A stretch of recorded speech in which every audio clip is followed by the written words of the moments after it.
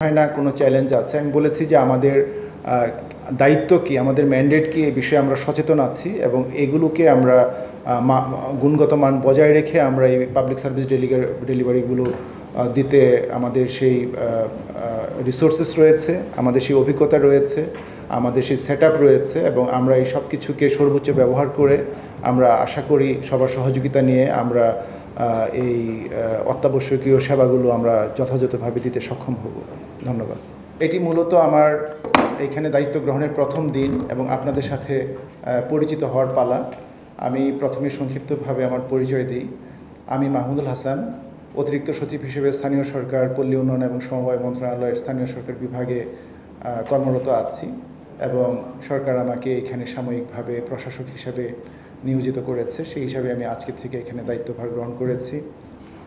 সাম্প্রতিককালে যে ছাত্র জনতার অভ্যুত্থানের মাধ্যমে নতুন অন্তর্বর্তীকালীন সরকার গঠিত হয়েছে, সেই সরকারের দিক নির্দেশনা অনুযায়ী আমরা কিভাবে দায়িত্ব পালন করব সেই বিষয়ে একটি প্রাথমিক ধারণা দিব।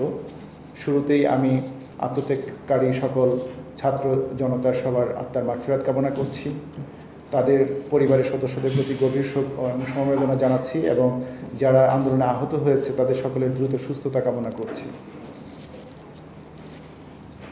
আমি প্রথমে যে বিষয়টি উল্লেখ করতে চাই সেটি হলো যে আন্দোলনের মাধ্যমে বর্তমান অন্তর্বর্তীকালীন সরকার প্রতিষ্ঠিত হয়েছে, তার কাছে কিছু প্রত্যাশা রয়েছে। আন্দোলনের মাধ্যমে যা প্রতিভাত হয়েছে সেই প্রত্যাশাগুলো বাস্তবায়ন করা আমাদের প্রথম অগ্রাধিকার হবে। আমরা সর্বোচ্চ অগ্রাধিকার দিয়ে সেগুলো বাস্তবায়ন করার চেষ্টা করব, যেগুলো আমাদের সিটি কর্পোরেশনের কার্যপরিধির মধ্যে পড়বে, আওতায় পড়বে।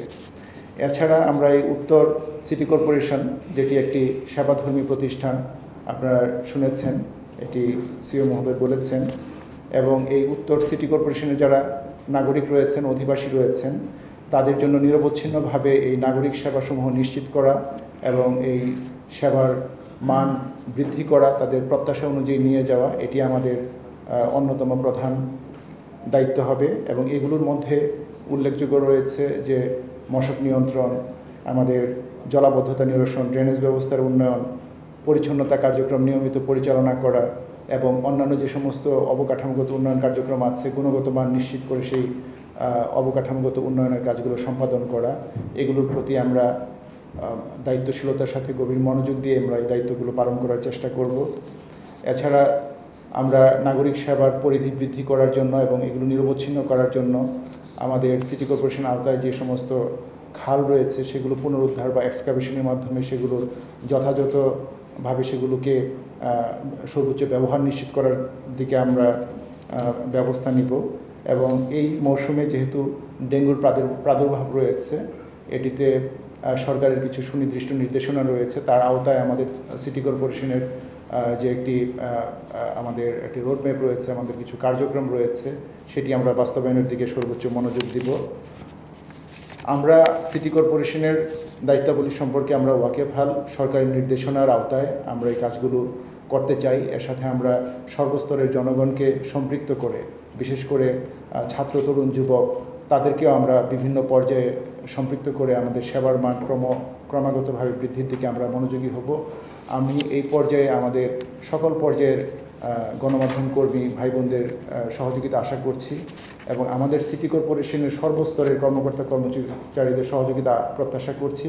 সবার সহযোগিতা নিয়ে, নাগরিকদের সহযোগিতা নিয়ে, প্রিন্ট এবং ইলেকট্রনিক মিডিয়ার ভাই বন্ধুদের সহযোগিতা নিয়ে আমরা আমাদের এই দায়িত্ব পালন করতে চাই এবং এর মাধ্যমে আমরা আশা করি যে আমাদের উপর যে প্রত্যাশা রয়েছে তার প্রতিফলন আমাদের কাজের মাধ্যমে ঘটাতে পারবো। এবং আমরা আমাদের এই দায়িত্ব পালনের ক্ষেত্রে আমরা দুর্নীতির বিরুদ্ধে আমরা সর্বোচ্চ ব্যবস্থা গ্রহণ করব এবং আমরা সততার সাথে, স্বচ্ছতার সাথে, নীতিনৈতিকতার সাথে এবং সরকারের নির্দেশনা অনুযায়ী আমরা সব কাজ সম্পাদন করব।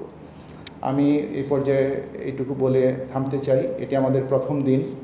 তারপরে যদি আপনারা কোনো সাধারণ প্রশ্ন করতে পারেন, আমি আপনাদের প্রশ্নকে স্বাগত জানাবো এবং আমার এখানে সহকর্মীরা রয়েছেন, তারা চেষ্টা করবেন আপনাদের এই সমস্ত প্রশ্নের উত্তর দিতে। ধন্যবাদ সবাইকে। এখানে উপস্থিত হওয়ার জন্য আবারও সবাইকে আমি ধন্যবাদ জানাচ্ছি।